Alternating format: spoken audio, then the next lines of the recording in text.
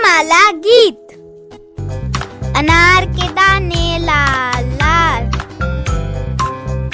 आम खाते मिट्ठू लाल, इमली खट्टी मीठे बेर, ईख के खेत से निकला शेर, उल्लू की है आंखें गोल, ऊन का गोला होता गोल, ऋषि बैठकर ध्यान लगाता,